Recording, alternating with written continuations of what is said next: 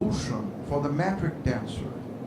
What classifies universes are the tests, I'm going to explain that, some very weak electromagnetic fields that can exist on space-time.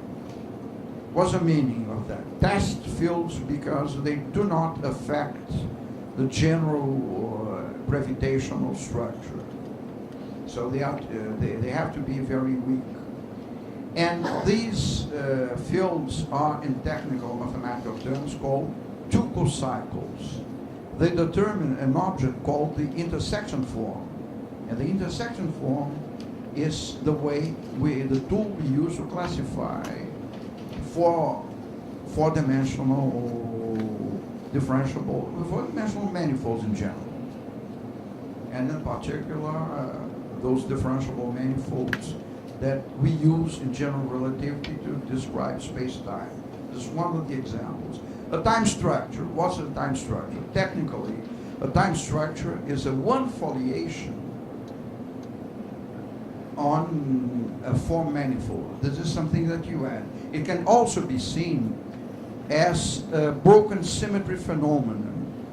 One of the possible reductions of the general linear group that exists, towers over all four manifolds, into a specific version of the Lorentz group, which characterizes special relativity.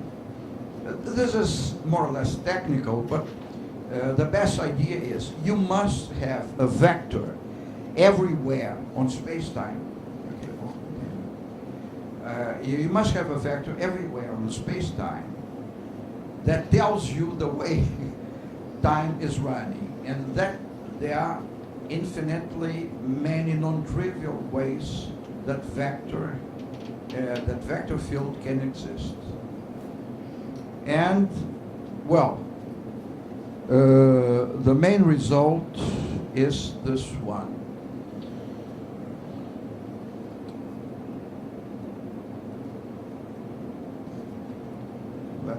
It's at the end.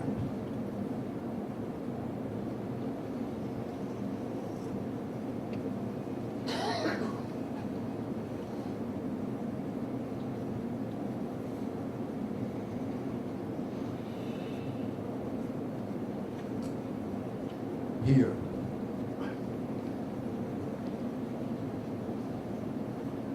The set of spacetimes without a global time coordinate, where you cannot say that there is Big Bang, Big Crunch, or like, is set theoretically and measured theoretically generic. Big Bang is the exception. In the measure and topology we specify, which is quite reasonable, quite natural in the sense that mathematicians say of natural stuff. But it depends on the way we construct the topology of the set of all spacetimes. It's also the typical spacetime doesn't have global time and is what is called an exotic in the sense of differential geometry. That's where, by the way, we got the term. An exotic manifold, which means there is some sort of uncoupling between the underlying topology and the differentiable structure. The differentiable structure doesn't directly arise from the topology. So it's a very weird object. If, moreover, you deal with set theoretic models, it will also be given some classes of models set theoretically generic. So it's an awful monster, the typical space-time. And I have no idea of the way it looks. This, we are still ironing out a few details in the proof of this thing, which has lots of mathematics in it, but it's a very beautiful result. And the gist of it from the philosophical viewpoint is time is something very strange. And I like the idea of time being something local. not just something that exists everywhere, and time is just a local phenomenon. We, at large scales in space-time, we wouldn't be able to talk. It would be nonsensical to talk about time. I think this is the most beautiful thing we have done of late, because of the implication this kind of result has. That's it. Thank you very much.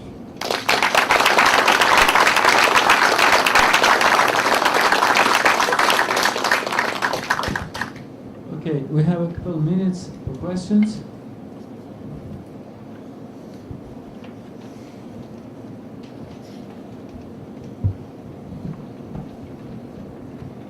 I would just like to ask in relation to the last result, this very interesting result. Are you assuming that locally special relativity is valid? In other words, are you assuming that you talked about a test field, an electromagnetic test field in space-time? Are you assuming that that the equations of motion for the fields, the matter fields in space-time, are Lorentz covariant locally? Of course, that's not a consequence of the field equations. No, yes. So your result is conditional on what's sometimes called the Einstein equivalence principle. Is that correct? Yeah. Thank you. One has to.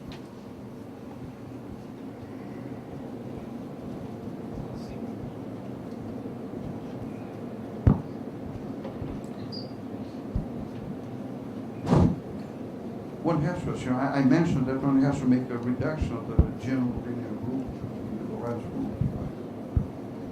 One has to. It's essential. Any more questions? So you have proved that P versus NP problem is independent from Z. If those hypotheses which I stated are correct, we gave no proof for those hypotheses. Gave no proof. We offered a long heuristic discussion why they should be like that, but there are a few steps that must be filled in. If they are reasonable, they look reasonable to us. I have checked portions of the argument with several people. So far, it has resisted, but we haven't worked out the full details of the proof. So, it's independent given those hypotheses. I suggest that if you are interested that you go to the paper, because we try to be as explicit as possible.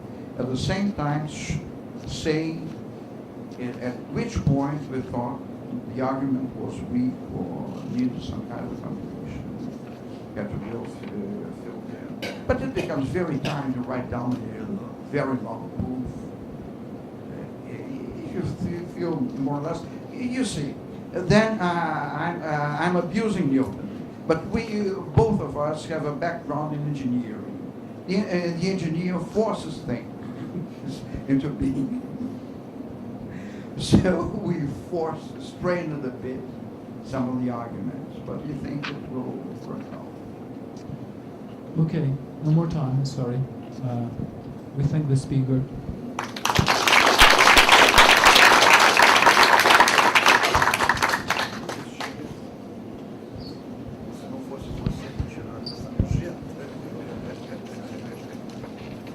Next speaker, Alexandre Rodriguez.